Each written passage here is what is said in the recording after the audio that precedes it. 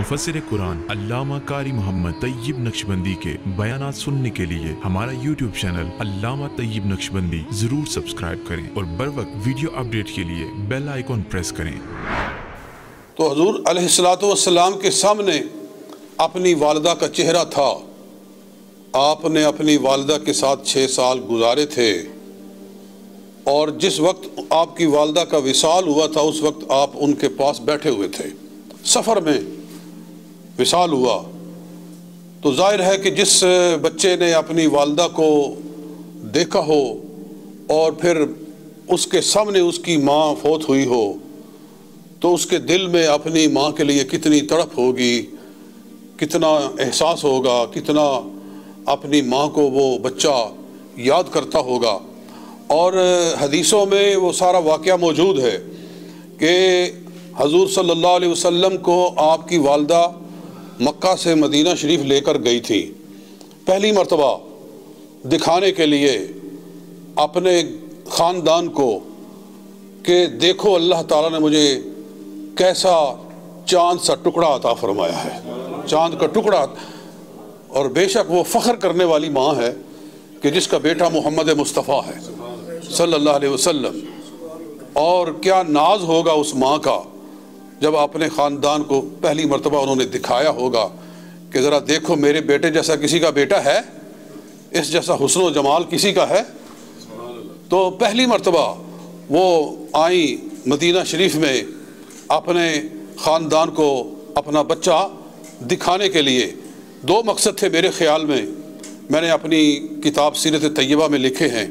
एक तो हजूर सल्लल्लाहु अलैहि वसल्लम को वो अपने ख़ानदान को दिखाना चाहती थी और दूसरा उनको अपने बाप की कब्र पे लाना चाहती थी क्योंकि उनके वालिद यहाँ फौत हुए थे और हजूर सल्लल्लाहु अलैहि वसल्लम को ये सारी बातें याद थी।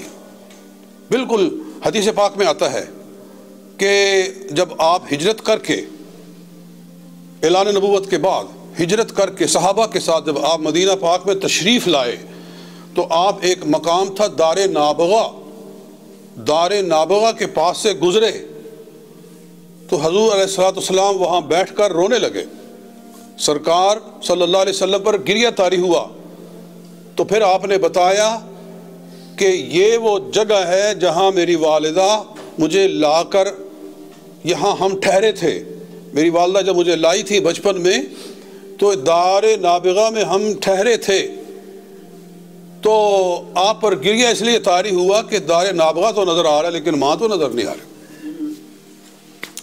तो हुज़ूर सल्लल्लाहु अलैहि वसल्लम के क़ल्ब मुबारक में अपनी वालिदा की बड़ी यादें थी, अपनी माँ को याद फरमाया करते थे और अपने वालिदैन को याद फरमाया करते थे।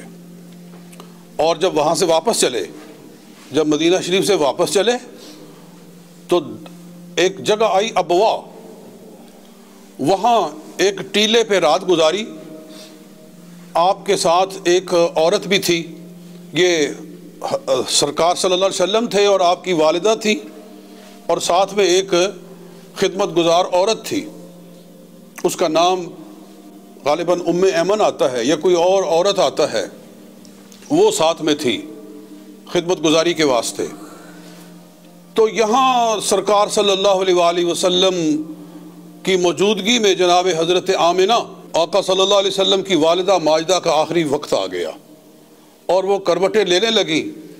तो नबी पाक सल्लल्लाहु अलैहि वसल्लम अपनी वालिदा को देखकर इस हालत में आप रोने लगे। तो वालिदा ने फरमाया कि बेटा रो नहीं, मुझे अपने जाने का इतना दुख नहीं जितना तेरे रोने का मुझे दुख है। रो नहीं, मैं जानती हूँ कि अल्लाह ताला ने तुझे क्या क्या मनसब अता फरमाया है। आप फरमाया करती थी कि जब मोहम्मद सल्लल्लाहु अलैहि वसल्लम मेरे वतन में आए तो मैंने जिस तरह औरतें तकलीफ़ महसूस करती हैं मैंने कोई तकलीफ़ महसूस नहीं की। और मेरे ख्वाब में एक शख्स आया और कहने लगा कि इज़ा वलिदतही फसम्मीह मुहम्मदन, कि जब तू इस बच्चे को जन्म दे तो इसका नाम तूने मोहम्मद रखना। मैंने पूछा आप कौन हैं? तो कहा कि अबू के इब्राहीम, मैं तेरा बाप इब्राहीम हूँ। سیدنا ابراہیم علیہ السلام نے خواب میں آ کر فرمایا کہ یہ پیدا ہوں تو ان کا نام محمد رکھنا ہے، اور محمد پہلا نام تھا دنیا میں جو رکھا گیا، اس سے پہلے کسی کا نام محمد نہیں تھا، اور پھر سرکار کی وجہ سے آپ دنیا میں ہر طرف محمد محمد ہو رہا ہے۔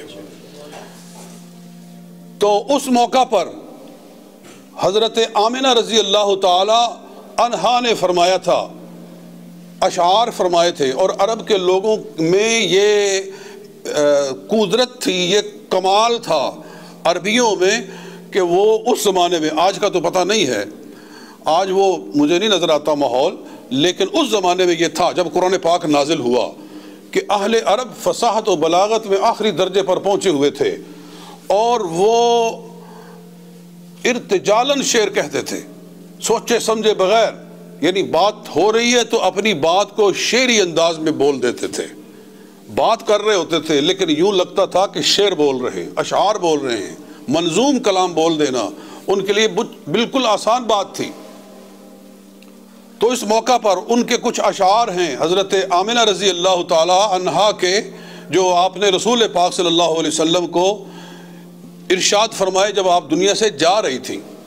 آپ نے فرمایا تھا کہ ان صح ما ابصرت فی المنام فإنک تبعث للانام، اگر وہ باتیں صحیح ہو گئیں جو میں نے خواب میں دیکھی ہیں، ان صح، اگر وہ صحیح ہیں، ما ابصرت فی المنام، جو میں نے خواب میں دیکھا ہے، فإنک تبعث فی الانام، تو اللہ تجھے لوگوں کی ہدایت کے لیے مبعوث فرمانے والا ہے۔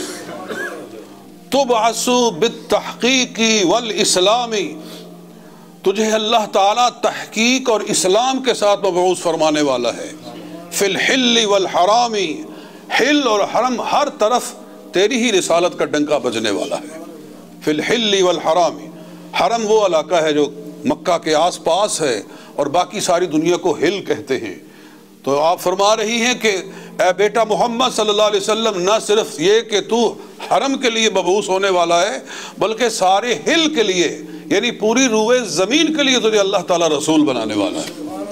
انک تبعث فی الحل والحرام، اور آخر میں یہ بھی ارشاد فرمایا کہ اللہ انہاک عن الاصنام، میں تجھے اللہ کا واسطہ دیتی ہوں کہ تو نے بتوں کے قریب نہیں جانا ہے۔ اس سے معلوم ہوتا ہے کہ جناب سیدہ آمنہ رضی اللہ تعالی عنہا ایمان والی تھی، تقوی والی تھی، اور اللہ کی معرفت رکھنے والی تھی۔